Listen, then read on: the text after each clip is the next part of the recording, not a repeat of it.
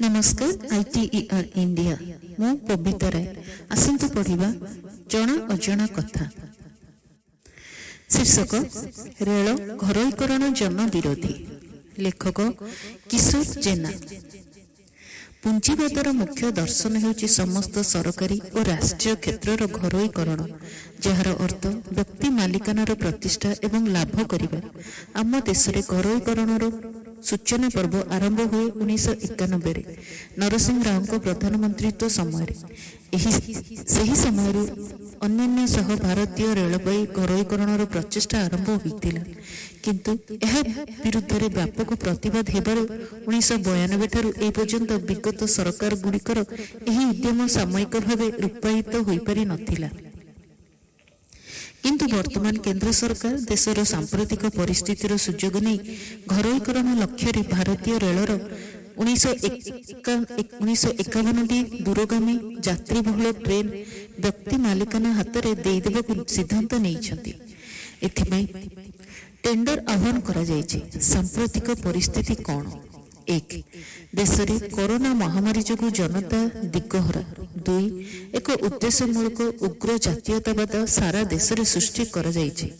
3. शासक दलर संसद में अतिमात्रा निरंकुश संख्यागरिष्ठता। 5. मुख्य विरोधी दल कांग्रेस सह विरोधी शक्ति दुर्बल और विभेदग्रस्त। तेणु शासन दल यही समय को एहर लक्ष्य पूरण पर ठीक बोली मन करी देश में व्यापक भाव घरोईकरण कर चली। रेल मंत्रालयर वक्तव्य होछि साधारण यात्री मानक उत्तम सेवा देवाई रेलवाईर पुंजी नहीं, एणु पुंजी संग्रह पर यही सिद्धांत। यह द्वारा रेलवाई को 30,000 कोटी टंका पुंजी मिलिबो और सेहीपरि साधारण यात्री उन्नत सेवा पाइबे। ट्रेन गति वृद्धि हेबो और रेलवाईर सामग्रिक उन्नति हेबो। रेल मंत्रालय कहछि जे संपृक्त घरोई संस्था माने उन्नत मानर कोच निर्माण करिवे एवं रक्षणाबेक्षण कार्य सेमाने ही करिवे। रेल प्रशासन यही सब घरोई संस्था को रेलवाईर वर्तमान भित्तिभूमि को व्यवहार करने को देव एवं रेलवाईर गार्ड और ड्राइवर माने यही ट्रेन गुड़िकर काम करिवे। रेल मंत्रालयर वक्तव्य ग्रहणीय नुहे। प्रथम दफा 30,000 कोटी टंकार भित्ति कौन? विप्लव परिमाणर अर्थ विनिमय घरोई संस्था नुआ कोच निर्माण करिवे। एही संस्था गुड़िको एबे रेल लाइन बसाइबाकू पड़िबो नाही। वर्तमान रेल लाइन से ट्रेन चलाइबे, किंतु रक्षणाबेक्षण कार्य तो करबाकू हेबो।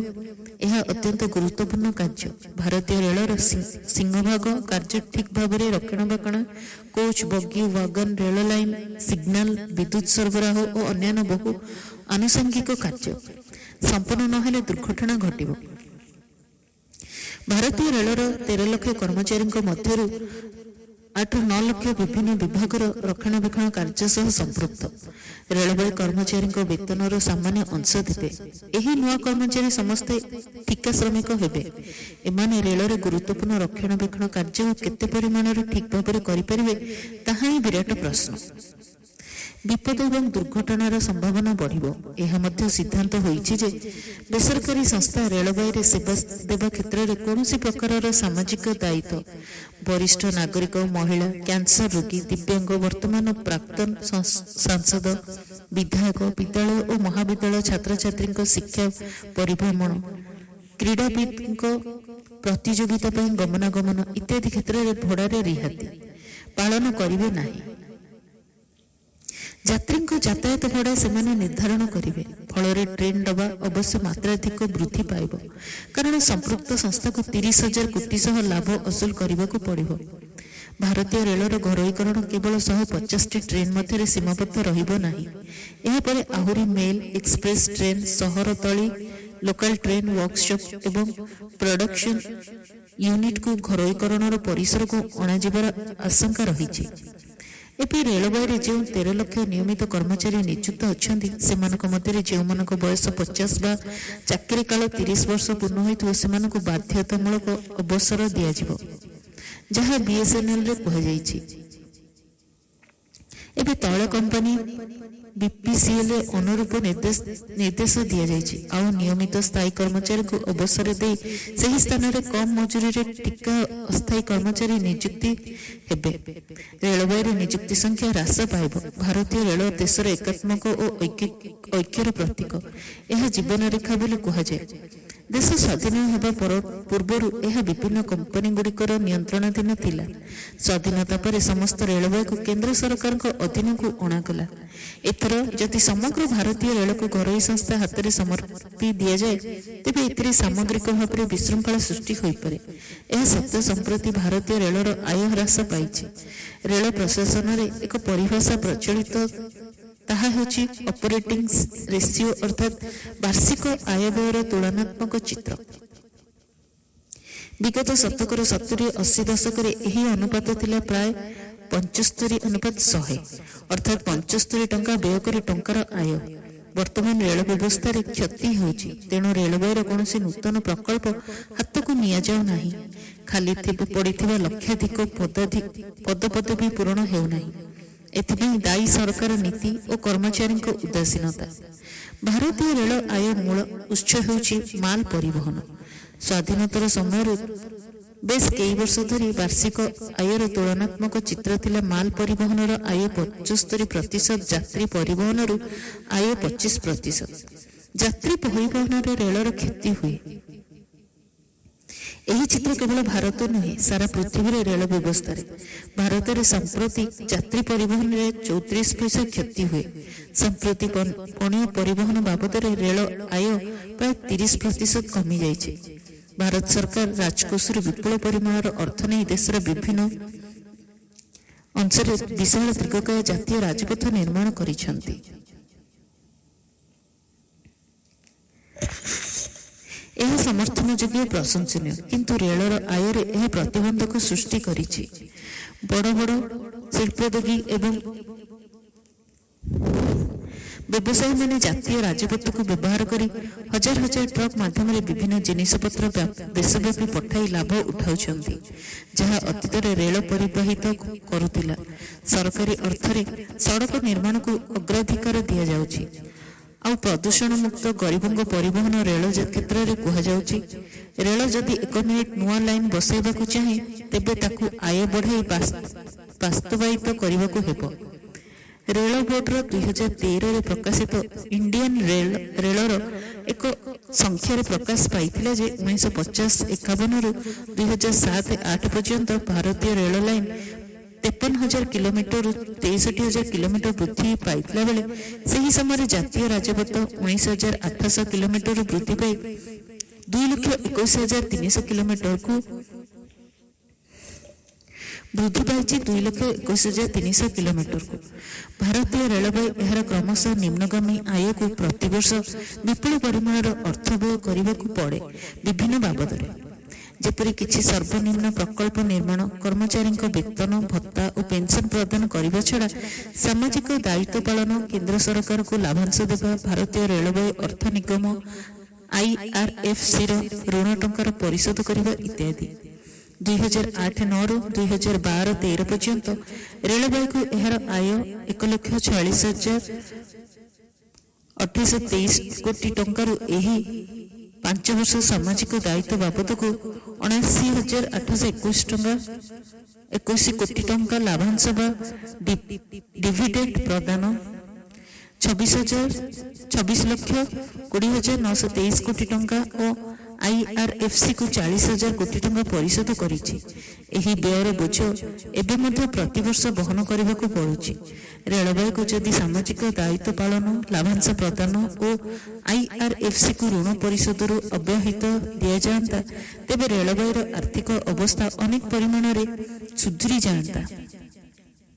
यह सब प्रति केंद्र सरकार दृष्टि देले भारतीय रेल क्षतिर सम्मुखीन हेब नाही।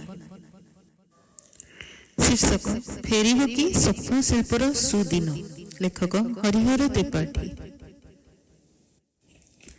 ମହାମାରୀ କରୋନା ମଣିଷ ଜୀବନର ସବୁ କ୍ଷେତ୍ରକୁ ପ୍ରଭାବିତ କରିଥିବା ବେଳେ ଯେଉଁ କେତୋଟି କ୍ଷେତ୍ରକୁ ସମ୍ପୂର୍ଣ୍ଣ ଅଚଳ କରିଦେଇଛି ସେମାନଙ୍କ ଭିତରୁ ସିନେମା ଶିଳ୍ପ ଅନ୍ୟତମ। ଗତ 4 ମାସ ଧରି ସାରା ଦେଶରେ ସିନେମା ହଲ୍ ବନ୍ଦ ରହିଛି। ତେବେ ଏହା ଭିତରେ ଖବର ଆସୁଛି ସିନେମା ହଲ୍ ଖୋଲିବ। ସିନେମାକୁ ଭାରତରେ କୁହାଯାଏ ସ୍ୱପ୍ନର କାରିଗରୀ। ସ୍ୱପ୍ନର ସୌଦାଗରମାନେ ଅନୁପମ ଦୃଶ୍ୟାୟନ ଜରିଆରେ ଜନସାଧାରଣଙ୍କୁ ନେଇଯାଆନ୍ତି ଅଦ୍ଭୁତ ସ୍ୱପ୍ନ ଲୋକକୁ। ନଗରଠାରୁ ମଫସଲ ଯାଏ ଏଠି ଚଳଚ୍ଚିତ୍ର ସବୁରି ପ୍ରିୟ। ସେଥିପାଇଁ ଭାରତର ବିଶାଳ ଜନସଂଖ୍ୟାକୁ ଦୃଷ୍ଟିରେ ରଖି ପ୍ରତିବର୍ଷ ହିନ୍ଦୀ, ଇଂଲିଶ ସମେତ ବିଭିନ୍ନ ଆଞ୍ଚଳିକ ଭାଷାରେ ବହୁ ସଂଖ୍ୟକ ଚଳଚ୍ଚିତ୍ର ପ୍ରସ୍ତୁତ ହୁଏ। ସମଗ୍ର ବିଶ୍ୱ ପରିପ୍ରେକ୍ଷୀରେ ସର୍ବାଧିକ ସିନେମା ତିଆରି ହୁଏ ଆମ ଦେଶରେ। ପ୍ରଯୋଜକମାନେ ଅର୍ଜନ କରନ୍ତି ବିପୁଳ ଲାଭ, କିନ୍ତୁ ତା ସହିତ ଲେଖକ, ନିର୍ଦ୍ଦେଶକ, କ୍ୟାମେରାମ୍ୟାନ, ଅଭିନେତା, ଅଭିନେତ୍ରୀଙ୍କଠାରୁ ଆରମ୍ଭ କରି ବିଭିନ୍ନ ଶ୍ରେଣୀର ବୈଷୟିକ କାରିଗର, ସ୍ପଟ୍ ବୟ ପ୍ରମୁଖ ଦାୟୀ ତଥା ସାମୂହିକ ନିଯୁକ୍ତି ପାଇଥାନ୍ତି। ଅନୁରୂପ ଭାବେ ଜନଗହଳି ପାଇଁ ସ୍ଥାନୀୟ ଜନତା ଅଥବା ଶିଳ୍ପ ଶ୍ରମିକଙ୍କର ବି ଦରକାର ପଡ଼େ। ସମସ୍ତେ ଏହି ଶିଳ୍ପ ଉଦ୍ୟୋଗକୁ ରୋଜଗାର କରନ୍ତି। ପ୍ରସ୍ତୁତି ପରେ ଏହାର ବ୍ୟବସାୟରେ ମଧ୍ୟ ଅନେକଙ୍କର ଉପାର୍ଜନର ସୁଯୋଗ ଥାଏ। କ୍ୟାମେରାରେ ଉତ୍ତୋଳିତ ଚଳଚ୍ଚିତ୍ର ମାଧ୍ୟମ, ବଡ଼ ପରଦା କିମ୍ବା ଛୋଟ ପରଦା ଯାହା ହେଉନା କାହିଁକି ସବୁ ବ୍ୟବସ୍ଥା ମାନ୍ଦାରେ ଚାଲିଛି। ହିସାବରୁ ଜଣାଯାଇଛି ଗତ 4 ମାସ ଭୂତାଣୁ ଜନିତ ପ୍ରଭାବ ଯୋଗୁଁ ଏହି ଶିଳ୍ପ ସ୍ୱପ୍ନ ଶିଳ୍ପରେ ବ୍ୟବସାୟ ଅଧାରୁ ନିମ୍ନକୁ ଖସି ଆସିଥିବା କୁହାଯାଉଛି। ଏହାର ସୁଯୋଗ ନେଇ ଅନେକ ପ୍ରଯୋଜନା ସଂସ୍ଥା ବିଭିନ୍ନ ବିଭାଗରେ ତଳ ସ୍ତରରେ କାମ କରୁଥିବା କର୍ମଚାରୀଙ୍କ ଦରମା ଦେଇନାହାନ୍ତି। ଫଳରେ ସ୍ୱଳ୍ପ ରୋଜଗାରିକ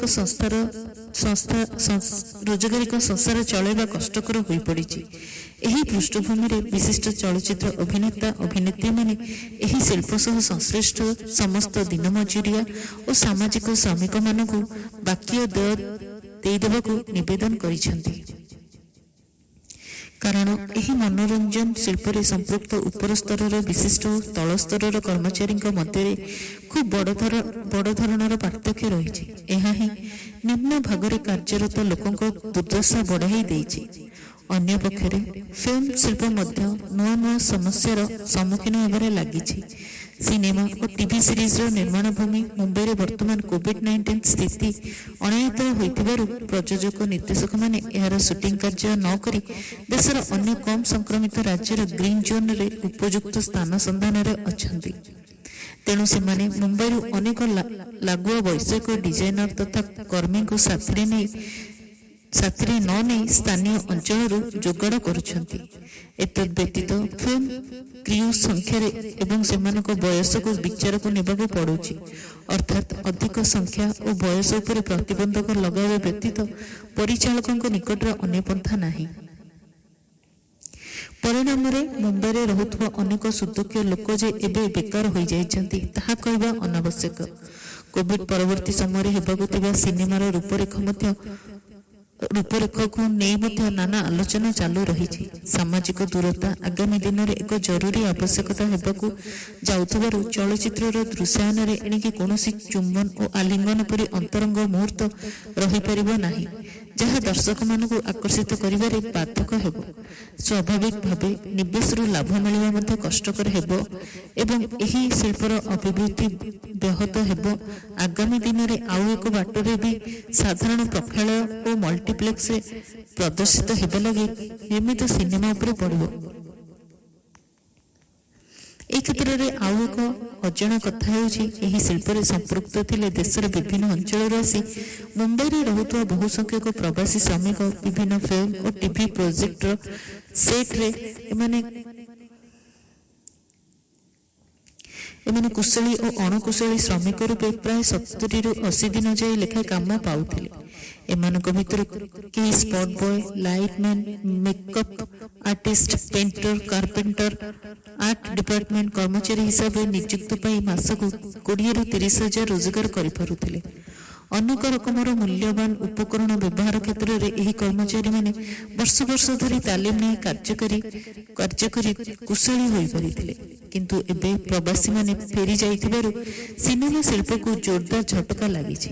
ଏଭଳି ସ୍ଥିତିରେ କେନ୍ଦ୍ର ସୂଚନା ଓ ପ୍ରସାରଣ ମନ୍ତ୍ରାଳୟ ଅନଲକ୍ 3ରେ ସିନେମା ହଲ୍ ଖୋଲିବାକୁ ଗୃହ ମନ୍ତ୍ରାଳୟକୁ ଯେଉଁ ସୁପାରିଶ କରିଛି ତାହାର ଫଳାଫଳ କ'ଣ ହେବ ସେ କଥା ଏବେ ବି କହିବା ସମ୍ଭବ ହୋଇପାରୁନାହିଁ। सूचना और प्रसारण मंत्रालय सचिव अमित खारेଙ୍କ କହିବା ଅନୁଯାୟୀ ଅଗଷ୍ଟ 1 କିମ୍ବା ଅଗଷ୍ଟ 31 ସିନେମା ହଲ୍ ଖୋଲିବାକୁ ପ୍ରସ୍ତାବ ଦିଆଯାଇଛି।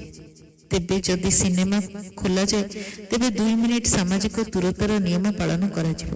ଲୋକମାନେ ପ୍ରଥମେ ଲାଇନରେ ଗୋଟିଏ ସିଟ୍ ଛାଡ଼ି ପ୍ରଖାଳରେ ବସିବେ ଏବଂ ଦ୍ୱିତୀୟ ଲାଇନ୍ ଖାଲି ରହିବ। ଏଥିସହ ଥିଏଟର ବାହାରେ ସାମାଜିକ ଦୂରତା ଅନୁସରଣ କରିବା ବାଧ୍ୟତାମୂଳକ ହେବ।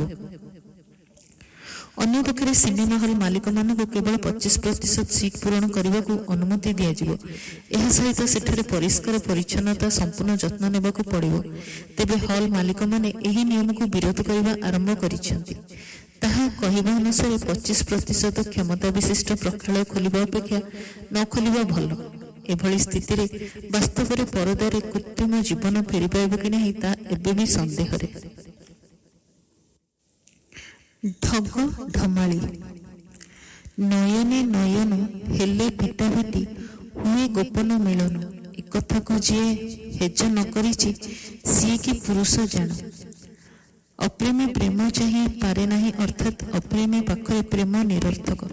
ଆଖିରେ ଆଖି ମିଶିଗଲେ ମନ ତଳେ ଥିବା ଅନେକ ଅକୁହା କଥା ସବୁ କହି ହୋଇଯାଏ। ଏଥିରେ ଯିଏ ଅଜ୍ଞ ସେ ପ୍ରେମୀ ପଦବାଚ୍ୟ ବୋଲାଉନଥିବା ଅର୍ଥରେ ଏଭଳି ଉକ୍ତି ଉଲ୍ଲେଖ କରାଯାଇଛି।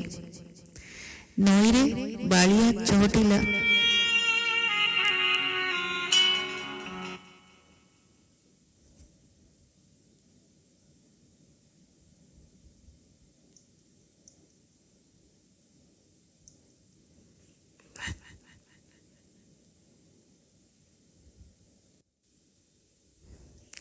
ନଈରେ ବାଳିଆ ଚହଟିଲା କଜଳ ସିନ୍ଦୁର ନାଲ ରାଣ୍ଡ ପୁଣି ଚଖିଆ ଲେଉଟିଲା। ରଘୁନାଥ ହଜୁରୀ ବା ଚନ୍ଦନ ଖଜୁରୀ ଚାକି ଖୁଣ୍ଟିଆ ଭାବେ ଖ୍ୟାତ ଥିଲେ। ସେ ବହୁ ବର୍ଷ ପୁରୀରେ ଅନୁପସ୍ଥିତ ରହିବାର ଗୁରୁତ୍ୱ ବୋଲି ସମସ୍ତେ ଧରି ନେଇଥିଲେ। ଫଳରେ ତାଙ୍କ ସ୍ତ୍ରୀ ବିଧବା ହୋଇଥିଲେ। ପରନ୍ତୁ କିଛି ବର୍ଷର ବ୍ୟବଧାନ ପରେ ସେ ପୁନଶ୍ଚ ପୁରୀ ଫେରିଆସିବା ଫଳରେ ତାଙ୍କ ସ୍ତ୍ରୀ ପୁଣି ଶଙ୍ଖା ସିନ୍ଦୁର ପିନ୍ଧି ସଧବା ବେଶ ଧାରଣ କରିଥିଲେ। ବହୁଦିନ ଧରି ଘରୁ ବାହାରି ଯାଇଥିବା ବା ନିଖୋଜ ହୋଇ ଯାଇଥିବା ବ୍ୟକ୍ତି ପୁଣି ଫେରିଆସିବା ପରିପ୍ରେକ୍ଷୀରେ ଏଭଳି ଉକ୍ତି ପ୍ରକାଶ କରାଯାଇଛି।